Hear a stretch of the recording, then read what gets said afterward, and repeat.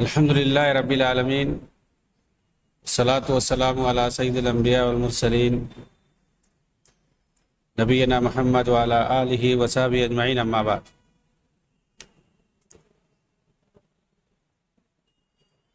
محترم ناظرین کرام، احباب گرامی اور دیگر سامعین،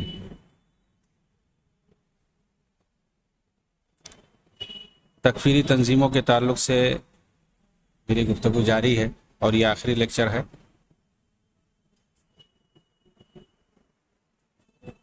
ان تکفیری تنظیموں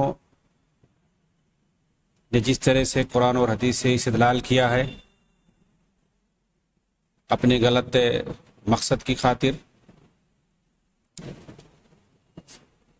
اور اپنے تکفیری نظریے کو ثابت کرنے کے لیے بے بنیاد استدلال کیا، جس کا رد کیا گیا۔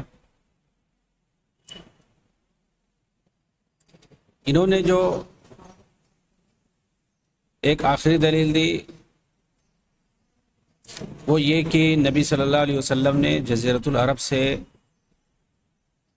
مشرکوں کو، کافروں کو نکالنے کے لیے کہا تھا، لیکن ہم دیکھ رہے ہیں جو عرب حکمران ہیں وہ جزیرۃ العرب کے اندر کافر فوجوں کو، مشرک فوجوں کو آنے کی اجازت دے رہے ہیں، ان کو یہاں لا رہے ہیں۔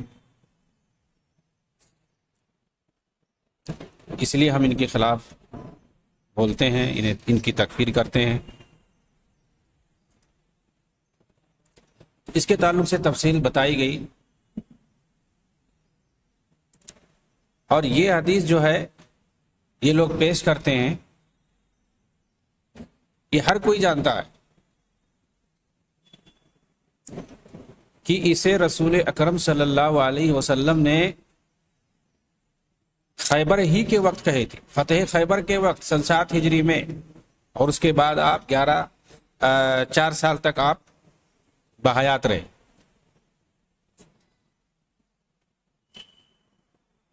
آپ نے انہیں ان 4-5 سالوں میں کیا نکال دیا؟ جبکہ آپ نے کہا تھا کہ انہیں نکال دیا جائے، آپ نے خود عمل کیوں نہیں کیا اپنے قول پر؟ آپ کیا کہیں گے اسے؟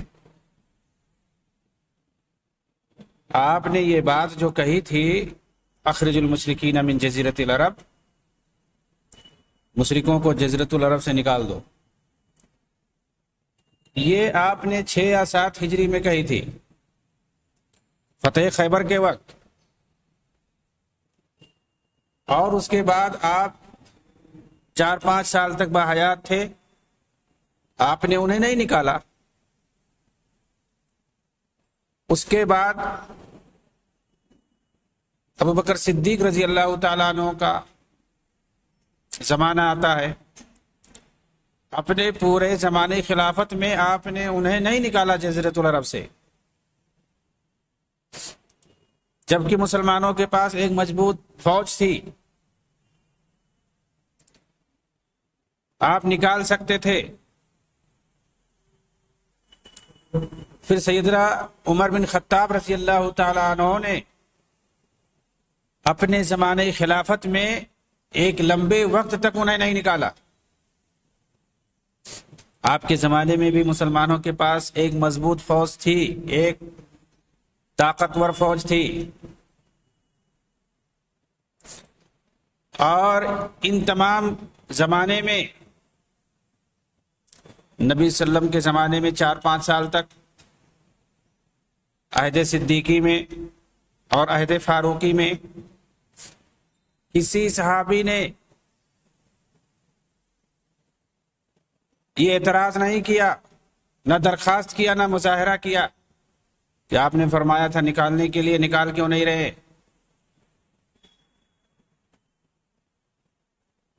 آخر کیا وجہ ہے کہ ان لوگوں نے نہیں نکالا؟ اور اس کے بعد حضرت عمر نے اپنے آخری دور میں نکالا۔ اس کا مطلب یہ ہے کہ مصلحت کے تحت انہیں رکھا جا سکتا ہے جزیرۃ العرب کے اندر، اور اگر مصلحت نہیں ہے تو نکال دیں۔ مطلب یہ ہے کہ یہ واجب نہیں ہے،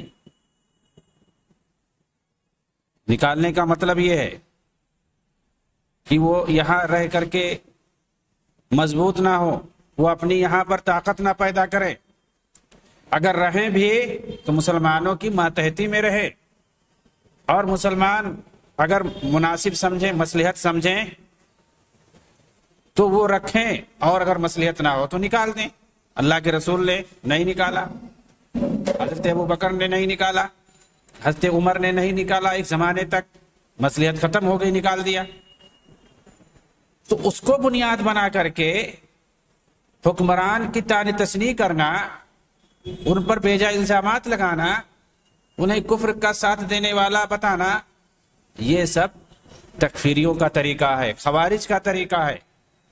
آپ تاریخ کا مطالعہ کریں گے، خلافت فاروقی ہو، خلافت صدیقی ہو، سیرت رسول ہو، آپ مطالعہ کیجئے، دیکھیے کہ نجران والوں کے عیسائیوں کے ساتھ کیا کیا کیا سلوک ہوا، طائف کے یہودیوں کے ساتھ، خیبر کے یہودیوں کے ساتھ کیا سلوک کیا گیا، تو پھر سمجھ میں آئے گا۔ اور اسی طرح سے حدیث رسول ہے، اس حدیث پر تو مذکورہ حدیث پر تفصیل سے بات ہوئی کہ اس کا مفہوم کیا ہے، اس کی وجہ سے ہم کسی کی تکفیر نہیں کریں گے، کسی کو ہم کافر کا دوست نہیں بتا سکتے ہیں، اور حدیث کی مخالفت کرنے والا نہیں بتا سکتے ہیں کہ حدیث کی مخالفت کر رہا ہے۔ اس کے علاوہ دوسری حدیث ہے وَأَجِيزُ الْوَفْدَ بِنَحْوِ مَا كُنْتُ أُجِيزُهُمْ، اور اگر کافروں کا وفد آتا ہے تو انہیں ان کی ویسے ہی عزت کرو، ان کی تکریم کرو جس طرح سے میں کرتا رہا ہوں۔ یہاں تو صاحب وفد کے لانے کا جزیرۃ العرب میں اجازت ہے باقاعدہ۔ اس کے بارے میں علماء نے کیا کہا ہے؟ کہتے ہیں حدیث سے معلوم ہوتا ہے کہ رسول اکرم صلی اللہ علیہ وسلم جنہوں نے مشرکوں کو جزیرے عرب سے نکالنے کی بات کہی ہے، وہی انہی کی ضیافت کرنے، ان کے وفد کو ٹھہرانے اور ان کی عزت و اکرام کرنے کا حکم دے رہے ہیں۔ آپ صلی اللہ علیہ وسلم ایک طرف مشرکوں کو نکالنے کا حکم دے رہے ہیں، تو دوسری طرف ان کو ٹھہرانے، ان کی ضیافت کرنے، ان کی عزت و اکرام کرنے کا بھی حکم دے رہے ہیں۔ دونوں کا کیا مطلب ہوا؟ تاکہ انہیں مسلمانوں سے اطمینان ہو، تالیف قلب کے لیے، سفر میں معاونت کے لیے، اور دوسرے اسباب ہے جس کی وجہ سے۔ تو جزیرۃ العرب میں اس حدیث کا مطلب یہ نہیں ہے کہ مطلب آ ہی نہیں سکتا، کوئی کافر نہیں آ سکتا کسی طرح سے، یہ مطلب نہیں ہے جس طرح سے تکفیریوں نے سمجھ رکھا ہے، خوارج نے جس طرح سے سمجھ رکھا ہے۔ قاضی ایاز بہت بڑے عالم ہیں، کہتے ہیں یہ وفد چاہے مسلمان ہو چاہے کافر، کیونکہ کافر بھی اپنی اور ہماری مصلحت ہی میں آئے گا۔ اسی طرح دیکھیں کہ رسول اکرم صلی اللہ علیہ وسلم نے کس طرح صلح حدیبیہ کے موقع پر صلح مکمل ہو جانے کے بعد کیسے دو صحابی کو اسی وقت کفار کے حوالے کر دیا، جن کے بارے میں یقین تھا کہ کفار انہیں ستائیں گے، عذاب دیں گے۔ یہ وہ صحابی تھے جن کے برابر اسامہ بن لادن جیسے لاکھوں لوگ بھی نہیں ہو سکتے ہیں۔ ایسا ہم کیوں کہہ رہے ہیں؟ اسامہ بن لادن جیسے لاکھوں لوگ مل جائیں تو اللہ کے رسول نے جن صحابی رسول کو واپس کیا تھا ان کے دھول کے برابر بھی نہیں ہوں گے، چاہے وہ ابو بصیر ہوں چاہے وہ ابو جندل ہوں۔ اللہ کے رسول نے واپس کر دیا، انہوں نے کہا کہ ہمارے حوالے کیا جائے، کفار مکہ نے، صلح ہے، ہم مصالحت کے تحت ہیں، آپ نے حوالے کر دیا۔ وہ گڑ گڑاتے رہے کہ اللہ کے رسول ہمیں آپ کافروں کے حوالے کر رہے ہیں، ہمیں یہ عذاب دیں گے۔ آپ نے کہا ہم نے صلح کیا، صلح مکمل ہو گئی ہے، اور یہ شرط ہے کہ اگر مکہ سے کوئی آئے گا تو اسے واپس کرنا پڑے گا، اس لیے ہم واپس کر رہے ہیں، مجبور ہیں۔ لیکن ایک اسامہ کی وجہ سے پورے ملک کو کھنڈر بنا دیا گیا۔ یہ کہاں کا اسلام ہے؟ اسلام میں ایسا نہیں ہے۔ ایک آدمی کی بات ہے، ایک آدمی مطلوب ہے، ایک آدمی کی وجہ سے پورے ملک کو بچانا ہے۔ लाखों इंसानों को बचाना है, दांव पे लगा दिया, नहीं वापस करेंगे, नहीं हम हवाले करेंगे, भाई उसके ऊपर मुकदमा चलाया जाता और होता और क्या होता। लेकिन पूरे मुल्क को तबाह कर दिया। हम सीरत को सही से पढ़ेंगे नहीं, हदीस और कुरान को और उसूल की किताबों को सही से पढ़ेंगे नहीं, तो हमारे सामने ऐसे ही लोग पैदा होंगे, जोशीले लोग पैदा होंगे और खुद तबाह होंगे और पूरे मुल्क को तबाह करेंगे। लेकिन आप ताज्जुब करेंगे, वही उसामा जिसको इन लोगों ने हवाले नहीं किया, लेकिन जब नाटो फोर्स ने हमला करना शुरू किया तो वो उसामा जिसको लड़ना चाहिए था करके, जिसने बड़े तुर्रम खा बन करके कहा था कि हम नहीं जाएंगे अमेरिका, हम नहीं उसके सामने जाएंगे, हम नहीं हवाले अपने आप को करेंगे,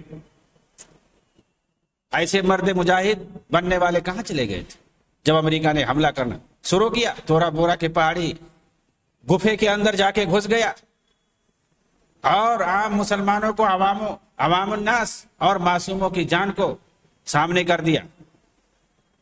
लोग तड़प तड़प करके मर गए, पूरे मुल्क को सामने कर दिया। लेकिन अपना ऐसे वक्त में तो चाहिए था कि हम अपने आप को सरेंडर नहीं करेंगे, हम लड़ करके मरेंगे, लड़ करके शहीद होंगे। लेकिन कहां चली गई बहादुरी? जब गया दुश्मन सामने तो किस बिल में जाकर के घुस गए? हवाले तो नहीं हो रहे थे, सरेंडर नहीं हो रहे थे दुनिया को दिखाने के लिए कि हम बहुत बड़े मुजाहिद हैं। लेकिन जब नाटो फोर्स गई सामने तो घुस गए अंदर, तोरा बोरा की पहाड़ी में चले गए कि जहां कोई पता ही ना लगा पाए। और सलीबियों ने जाकर के पूरे मुल्क को ईंट से ईंट बजा दी और कितने लोगों का खून किया सिर्फ एक आदमी की वजह से। तो ये हमें सुलह हुदैबिया से ये हमें सबक मिलता कि कैसे अल्लाह के रसूल सल्लल्लाहु अलैहि वसल्लम ने अबू जंदल रजी अल्लाह तआला अन्हु को हवाले कर दिया, उनके बाप के हवाले कर दिया। वो गिड़गिड़ाते रहे, लेकिन अल्लाह के रसूल ने कहा कि हमने वादा किया है, ये सुलह है और ऐसा होता है। ऐसे अबू जंदल रजी अल्लाह तआला अन्हु के धूल के बराबर नहीं होंगे, लाखों उसामा बिन लादेन नहीं हो सकते हैं। ऐसे तकफीरी और तफजीरी लोग जिन्होंने सिर्फ जो है तफजीरी और तकफीरी लोगों को, खारजी लोगों को पैदा किया, उसके पास दौलत की कमी नहीं, लेकिन एक भी उसने तौहीद का मरकज कहीं नहीं कायम किया। कोई तौहीद कहीं सूडान के अंदर वो 10 साल रहा जहां पर शिरकिया और बिदात और खुराफात के मज़ारात भरे पड़े हैं, कभी नहीं उनके खिलाफ बोला, कभी नहीं तौहीद की दावत दी उसने, सिर्फ और सिर्फ आलम इस्लाम में उसने दहशतगर्दी फैलाई है। और ऐसे लोग जो उम्मत मुस्लिमा के लिए सबसे बड़ी मुसीबत हैं असर हाजिर में, सरफरे लोगों के लिए जो उसूल की बात नहीं समझते हैं, दीन की उसूलियात को जो नहीं समझते हैं, उनके नजदीक यही लोग मुजाहिद आजम हैं। क्या आपने सिर्फ मुसलमानों की उमूमी मसलहत को देखकर इनफिरादी मसलहत की कुर्बानी नहीं दी थी? अबू बसीर और अबू जंदल जैसे जानिसार सहाबा को वापस करके, हवाले करके काफिरों के कि हम नहीं ले सकते हैं, आपने उमूमी मसलहत को देख करके इनफिरादी मसलहतों को कुर्बान कर दिया। अगर तालिबान इसी हदीस पर गौर कर लेते तो उसामा को हवाले करके अफगान मुसलमानों की उमूमी तबाही से बचा सकते थे। यानी सुन्नत रसूल पर अमल करके एक शख्स के एवज पूरी कौम की तबाही को टाल सकते थे। मगर इसके लिए इल्म तौहीद और फ़िक़्ह और उसूल की ज़रूरत होती है। ये मालूम रहे कि रसूल अकरम सल्लल्लाहु अलैहि वसल्लम ने जो कुछ किया था वो बुज़दिली और खौफ की वजह से बिल्कुल नहीं था, कि खौफ और किसी बुज़दिली की वजह से आपने हवाले किया था, ऐसा बिल्कुल नहीं था, बल्कि अजीम मसलहत थी जिसे बहुत से सहाबा भी उस वक्त समझने से कासिर थे, नहीं समझ पाए उस वक्त। बाद में पछता रहे थे बहुत सारे सहाबा, जिन लोगों ने कुछ सख्त अल्फाज इस्तेमाल कर दिया था, बाद में जिंदगी भर सब पछताए वो लोग कि हमने अल्लाह के रसूल के सामने बोल दिया, हमने ऊंची आवाज में बात कर ली, काफिरों की सख्तियों को देख करके हमें बर्दाश्त नहीं हो पाया, हमने जबान खोल दी, हमें नहीं मालूम था कि इस कदर अजीम मसलहत है सुलह करने में, दब करके सुलह करने में। और अबू जंदल को जिस वक्त हवाले किया जा रहा था तो कलेजा फटा जा रहा था, हमने बोल दिया, जिंदगी भर पछताए ऐसे बहुत सारे साहब। تو بڑے بڑے صحابہ اس عظیم مصلحت کو سمجھنے سے قاصر رہے. تو آج کل کر کے یہ جو اپنے آپ کو مجاہد بننا گھومتے ہیں، یہ کیا سمجھ پائیں گے کہ عام مصلحت کیا ہوتی ہے، انفرادی مصلحت کو کیسے جو ہے دبا دیا جاتا ہے، چھوٹا سمجھ لیا جاتا ہے، قربان کر دیا جاتا ہے عظیم مصلحت کی خاطر. پوری قوم کی مصلحت کی خاطر ایک شخص کی قربانی دی جاتی ہے. ایسا نہیں ہے کہ ایک آدمی کے چکر میں پوری قوم کو تباہ کر لو اور پتہ چلے بعد میں وہ بھی تباہ ہو جائے. میں بول رہا ہوں کہ اگر اس وقت بہت بڑے مجاہد بن رہے تھے کہ ہم نہیں سرنڈر ہوں گے، تو جب وہاں پہنچی فوج، ناٹو کی صلیبی فوج جب وہاں پہنچی، تب کیوں گئے بل میں گھس گئے؟ آنا چاہیے سامنے، لڑائی کر کے شہید ہونا چاہیے. اگر بہت بڑے ہمتی تھے، کیوں تورا بورا کے بل میں کیوں گھس گئے؟ تو یہ ہوتی ہے بزدلی، اس کو کہتے ہیں. اور اس کو کہتے ہیں کہ دین کی ناسمجھی، اور جو ہے اسی وجہ سے پورے عوام کی تباہی ہوتی ہے. یہ دنیا نے دیکھا کہ ایک مغرور داعشی کو حوالے نہ کر کے ہزاروں معصوموں کی جان گنوائی، اور خود یہ داعشی تورا بورا پہاڑ میں جا کر چوہے کی طرح چھپ گیا. پھر بھی اسی کو لوگ مجاہد کہتے ہیں. اگر یہ اعتراض کریں کہ انہیں واپس کر دیا تھا معاہدے کی وجہ سے، تو اس کا جواب یہی ہے، معاہدہ تھا پہلے، اس وجہ سے واپس کیا. اس کا جواب یہی ہوگا کہ پھر اللہ کے دشمنوں سے آپ نے معاہدہ ہی کیوں کیا تھا؟ بھائی جب وہ دشمن تھے، حربی کافر تھے، تو معاہدہ کیوں کیا تھا؟ معاہدہ ہی کیوں کیا تھا آپ نے؟ اس کا مطلب جب معاہدہ کر سکتے ہیں تو مصلحت میں حوالے بھی کر سکتے ہیں. آپ نے معاہدہ تو اسی لیے کیا کہ کر سکتے ہیں، حربی کافر سے معاہدہ ضرورت پر کر سکتے ہیں، ان سے سیاسی تعلقات رکھ سکتے ہیں، سیز فائر ان سے کر سکتے ہیں، امن معاہدہ ان سے کر سکتے ہیں. صلح حدیبیہ کے اندر یہ سب پیغام ہے کہ آپ نے جو مکہ والوں کے ساتھ، جو کہ آپ کے کٹر دشمن تھے، آپ نے کیوں ان سے امن معاہدہ کیا 10 سال کے لیے؟ کیوں آپ نے سیز فائر کیا 10 سال کے لیے؟ اس میں بڑی مصلحتیں تھیں. آپ نے ان کو استعمال کیا، ان اوقات کو. آپ نے وفود بھیجے، آپ نے رسائل بھیجے، خطوط بھیجے بڑے بڑے بادشاہوں. آپ نے دعوت و تبلیغ کے لیے بہت سارے مبلغین کو بھیجا ان اوقات میں. آپ سمجھتے تھے کہ کیا عظیم مصلحت ہے ان کے ساتھ سیز فائر کرنے میں، ان کے ساتھ معاہدہ کرنے میں، ان کے ساتھ امن معاہدہ کرنے میں، صلح کرنے میں کیا عظیم مصلحت ہے. اللہ رب العالمین نے اس کو فتح مبین قرار دیا، عظیم فتح قرار دیا اس کو. معاہدہ کیا تھا. ارے آخر معاہدہ ہی کیوں کیا تھا آپ نے ان سے؟ کیا اسی میں یہ شرعی دلیل نہیں ہے کہ دین کی خاطر اور مسلمانوں کے خون کو بہنے سے روکنے کی خاطر کافروں سے معاہدہ کر سکتے ہیں؟ اور یہ دین کے واجبات میں سے کہ مسلمانوں کے خون کی حفاظت کی جائے. ایسا نہیں ہے کہ ایک آدمی کے چکر میں پوری قوم کو تباہ کر دیا جائے، اپنے غرور میں آ کر کے، اپنے گھمنڈ میں آ کر کے، دنیا کے سامنے اپنے آپ کو مجاہد بتانے کے لیے، اور جب دشمن سامنے آئے تو جا کر کے پہاڑی گفا میں گھس جائے. اسی کو مجاہد کہتے ہیں کہ پوری قوم کو کٹوا کر کے اپنا چلے جائے، گھس جائے، اس کے کئی سال کے بعد اس کو تلاش کر کے مارا جائے، وہ بھی نہیں سامنے آدمی لڑتا ہوا مارا گیا. تو یہ ہے بزدلی، یہ ہے، اور یہ دین کے ساتھ کھلواڑ ہے، ناسمجھی ہے، قوم کو بیوقوف بنانا ہے تکفیر و تفجیر کے بہانے. اسی طرح جب سیدنا عمر رضی اللہ تعالیٰ عنہ اپنی رائے سے واپس ہوئے اور اعتراض کرنے پر شرمندہ ہوئے، تو کیا اس میں بھی ان داعشیوں کے لیے عبرت اور نصیحت نہیں ہے کہ عقل اور جذبات سے کام نہ لے کر قرآن و سنت کی دلیلوں میں غور کرنے کے بعد اس پر عمل کیا جائے؟ اور اگر یہ اعتراض کیا جائے کہ ابو جندل اور ابو بصیر رضی اللہ تعالیٰ عنہما نے ایک جماعت بنا لی تھی جا کر کے بحر احمر کے پاس، جو قریش کے قافلوں پر حملہ کرتے تھے اور ان کے اموال کو لوٹتے تھے، لیکن نبی اکرم انہیں نہیں ٹوکتے تھے، حالانکہ یہ بھی تو کمزوری ہی کا وقت تھا. تو اس کا کیا جواب ہے؟ یعنی وہ لوگ اپنی جماعت بنا کر کے اور کفار مکہ کو لوٹ لیا کرتے تھے، ان کے قافلے کو لوٹ لیا کرتے تھے، اللہ کے رسول انہیں کچھ نہیں کہتے تھے. اس کا جواب یہی ہے کہ ان کے حملوں کی ذمہ داری نبی اکرم صلی اللہ علیہ وسلم پر نہیں تھی، اور ان کے عمل سے معاہدے پر کوئی اثر نہیں پڑتا تھا، کیونکہ وہ لوگ مکہ کے تھے، مدینہ کے تو تھے ہی نہیں. اسلامی ریاست جو تھی مدینہ، اس کے باشندے وہ نہیں تھے، وہ تو اہل مکہ میں ان کا شمار ہوتا تھا، وہیں سے وہ لوگ آئے تھے. اللہ کے رسول نے قبول ہی نہیں کیا، انہوں نے اسلامی ریاست میں انہوں نے شامل ہی نہیں کیا. وہ انہی کے قوم کے تھے اور وہ اپنی قوم کے قافلے کے لوٹتے تھے، وہ مدینہ کے نہیں تھے کہ اس سے آپ پر ذمہ داری آئے۔ اسی لیے کسی نے یہ نہیں کہا کہ اس سے معاہدے کی خلاف ورزی ہو رہی ہے، یہ ہمارے قافلے کو لوٹ رہے ہیں۔ آپ جو ہے معاہدہ کیے تھے کہ کوئی لڑائی نہیں ہوگی، کوئی جھگڑا نہیں ہوگا، آپ نے ایسے سرفروں کو چھوڑ دیا ہے، ہمارے قافلوں کو لوٹ رہے۔ کبھی کسی اہل مکہ میں سے کسی نے ایسا اعتراض کیا؟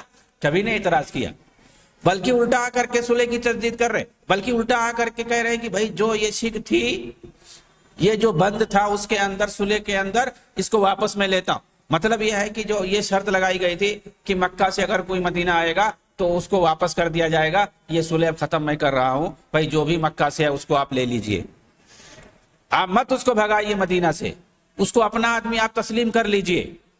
تو انہوں نے بعد میں مجبور ہو کر کے یہ شرط واپس لی، پھر اس کے بعد اللہ کے رسول ان کو قبول کرنے لگے، جو بھی مکہ سے آتا بھاگ کر کے آپ قبول کر لیتے۔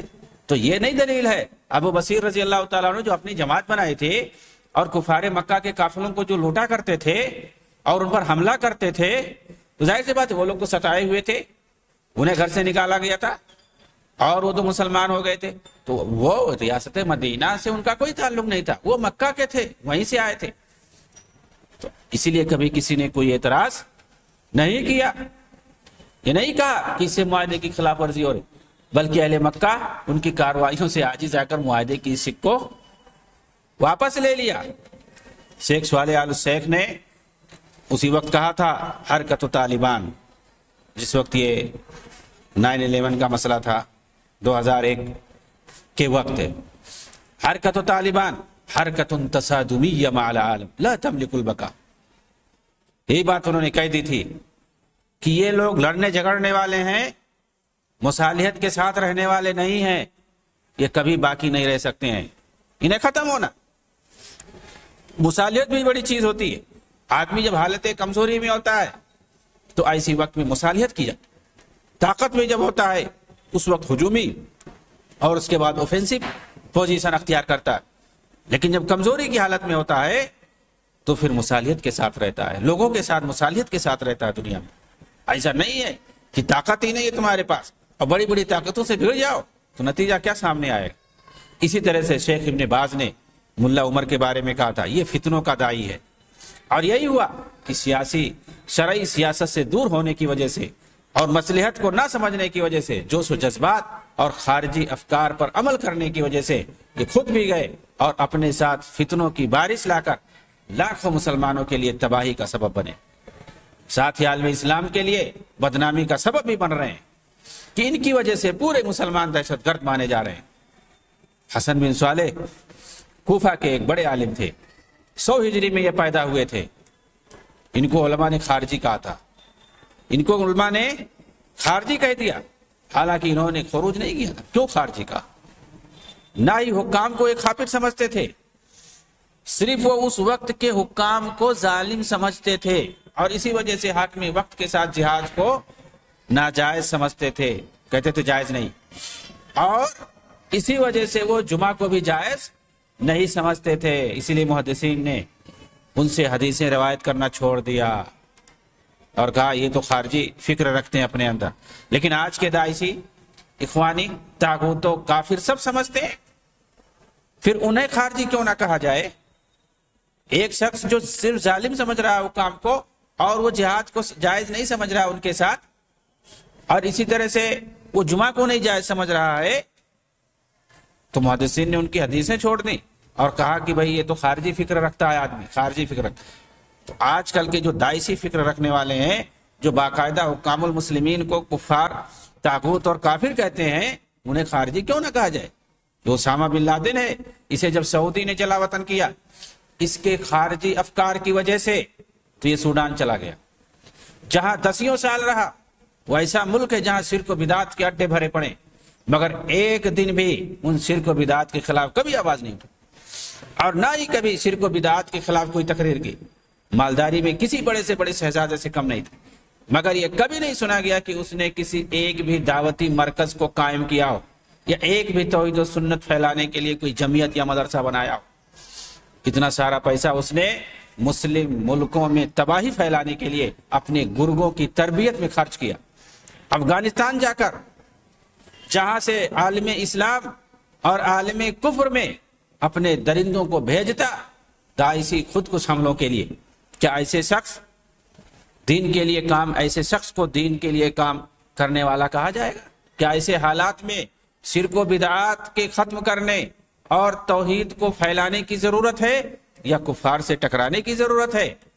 یہ شرک و بدعات اور طرح طرح کے فساد سے بھرا ہوا، فتنوں سے بھرا ہوا زمانہ، ایسے وقت میں کفار سے ٹکرانے کا وقت ہے کہ انہیں دین کی دعوت دینے کا وقت ہے۔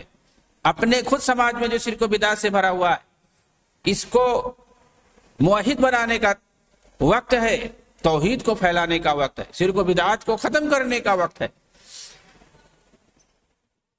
ٹکرانے کا وقت نہیں ہے کہ جس سے الٹا مسلمانوں کا نقصان ہو۔ کیا انبیاء اور رسول کی دعوت ایسی ہی تھی کہ قوم کو توحید کی دعوت دینے کے بجائے ان سے پہلے ہی جا کے ٹکرا جائیں؟ یہ سب یا تو دشمنان اسلام کے ایجنٹ ہیں یا پھر دین سے غافل شیطان کے ایجنٹ ہیں۔ تکفیر کی جو خطرناکی ہے کسی سے ڈھکی چھپی نہیں ہے، ان سب سے پتہ چلتا ہے۔ سید قطب کی جو تکفیر تھی وہ بالکل واضح ہے۔ صحابہ کرام سے کے تعلق سے ان کا رافضی نظریہ بھی کھل کر سامنے آ جاتا ہے، لیکن پھر اخوانی ان کا دفاع مرتے دم تک کرتے رہیں گے اور ہم صحابہ کرام کا دفاع کرتے رہیں گے، کیونکہ ہماری بنیاد اسلامی اصول اور شرعی دلائل پر ہیں، جبکہ ان کے پاس صرف خواہشہ، تقلید شخصی، تعلی، خود پسندی اور تعصب ہے۔ شیخ الاسلام ابن تیمیہ کہتے ہیں ایسے بہت سے لوگوں کو پاؤ گے جو کسی سے محبت اور کسی سے نفرت محض خواہشات کی بنا پر کرتے ہیں۔ انہیں یہ بھی پتہ نہیں ہوتا کہ فلاں سے محبت کیوں کرتے ہیں، فلاں سے نفرت کیوں کرتے ہیں۔ ان کی محبت اور دشمنی شرعی دلیل کی بنیاد پر نہیں ہوتی۔ اسی طرح اخوانیوں کے تکفیری نظریہ ایک اٹل حقیقت ہے جسے کوئی انکار نہیں کر سکتا۔ یہ تکفیری نظریہ جو ان کے یہاں پایا جاتا اس کا کوئی انکار نہیں کر سکتا۔ یہ صرف سید قطب کے یہاں ہی نہیں، محمد عاقب جس وقت تنظیم خاص کے فعال ممبر تھے، وہ اور دیگر ممبران کھل کر کہتے تھے کہ حکام کافر ہیں۔ یہ محمد عاقب جو کہ اخوانیوں کے مرشد بھی رہ چکے، حکام کافر ہیں، طاغوت ہیں، یہ سارے لوگ ان کیا کہتے ہیں۔ حقیقت التنظیم صفحہ نمبر 48 پہ جا کر کے دیکھیں، یہی اخوانی تکفیری بنیاد نقراسی پاشا کے قتل کا سبب بنی تھی۔ وزیر اعظم جو تھا اپنے وقت کا، حسن بنا کے زمانے میں، اس کو قتل کر دیا ان لوگوں نے اسی تکفیری نظریے کی بنیاد پر۔ اسی طرح سے اخوانی فتح یقن نے 70 کی دہائی میں کہا تھا وَالْيَوْمَ يَشْهَدُ الْعَالَمْ أَجْمَعُ رِدَّةٌ عَنِ الْإِيمَانِ بِاللَّهِ كُفْرًا جِمَاعِيًّا وَعَالَمِيًّا لَمْ يُعْرَفْ لَهَا مَصِيرٌ من قبل۔ اس وقت پوری دنیا مرتد ہے۔ یہ فتح یقن یہ شام کا کٹر اخوانی ہے، کیا کہہ رہا ہے؟ اس وقت پوری دنیا مرتد ہے۔ کیف ندعو الی الاسلام، یہ ایک رسالہ ہے، اس کے اندر یہ بندہ کہتا ہے کہ اس وقت پوری دنیا مرتد ہے، اجتماعی طور پر کافر ہے۔ اس طرح کا کفر اور ارتداد کبھی نہیں دیکھا گیا، یعنی زمانے ماضی میں کبھی اس طرح کے بڑے کافر تھے ہی نہیں۔ پوری دنیا اس وقت ان کے یہاں کافر ہے، ظاہر سی بات۔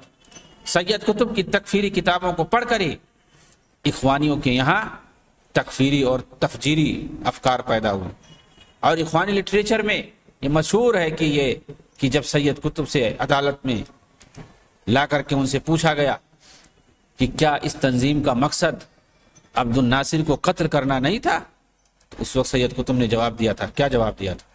لقد قلت لهم ان اغتيال جمال عبد الناصر مسألة تافهة لا تحتاج لمثل هذا التنظيم فوجمت المحكمة وساد الجلسة صمت عميق۔ کیا کہا؟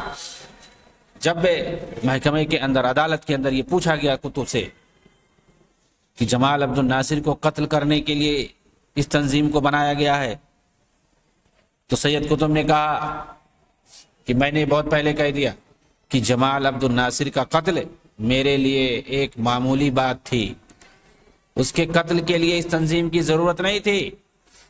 یہ سن کر عدالت کو ایک بڑا دھچکا لگا اور سب ایک گہری سوچ میں چلے گئے کہ مطلب جمال عبد الناصر کا قتل یہ معمولی سمجھ رہا ہے بندہ، اور یہ جو تنظیم فدائی مسلح تنظیم یہ لوگ بنائے ہیں، اس کا اور اس سے بڑا عظیم مقصد ہے۔ جمال عبد الناصر کا قتل ایک ہیج اور معمولی سمجھ رہا ہے۔ یہ حیران ہو گئے سن کر کے سارے لوگ۔ چنانچہ آپ سوچیں تکفیر کی خطرناکی کو، اس کو نہ سمجھنے کی وجہ سے کتنی بیچارے بے سمجھ لوگ جن میں جوش تو بہت ہوتا ہے مگر ہوش کم ہوتا، وہ بعض حکام پر اپنے گھر بیٹھے بیٹھے کفر کا فتویٰ لگانے کے لیے تیار ہو جاتے جبکہ ان کے پاس حکومت کی باغ ڈور نہیں۔ لہذا اس طرح کی جلد بازی صحیح نہیں، کیونکہ کفر کا فتویٰ لگانا بہت خطرناک کام ہے، جس کا ذکر حدیث میں آیا ہے، ای امرئ قال لاخیہ کافر فقد باء بها تہمہ ان کان کما قال والا رجعت علیہ۔ رسول اللہ صلی اللہ علیہ وسلم نے فرمایا کہ جس نے اپنے بھائی یعنی مسلمان بھائی کو کافر کہا تو اس کلمے کا ان میں سے کسی ایک کے اوپر صادق آئے گا، اگر اس کا یہ کہنا واقعی صحیح ہے تو فبہا، ورنہ یہ فتویٰ خود اس کے سر لوٹ کر کے واپس آئے گا۔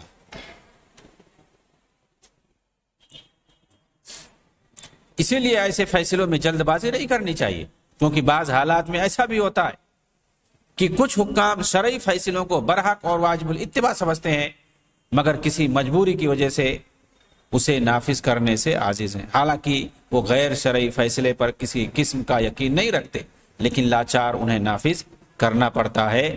ان کی نیت پر فوراً حملہ کرنا یہ دانش مندی نہیں ہے۔ اگرچہ وہ شرعی حکم نافذ نہیں کر سکتے لیکن مسلمانوں کو بہت فائدہ پہنچا سکتے ہیں اور ان کی حفاظت کر سکتے ہیں۔ ان کی مخالفت کر کے انہیں ہٹانے سے دوسرے زیادہ بڑے نقصانات کا اندیشہ ہے، اسی لیے ہمارے دوستوں کو اس معاملے میں سنبھل کر قدم اٹھانا چاہیے۔ اس طرح کی بات شیخ بدیع الدین شاہ راشدی نے کہی ہے۔ اللہ تعالی ہمیں ان کے تکفیری نظریات سے محفوظ رکھے، امت مسلمہ کو ان کے فساد سے محفوظ رکھے، آمین۔ وآخر دعوانا الحمدللہ رب العالمین، والسلام علیکم ورحمۃ اللہ وبرکاتہ۔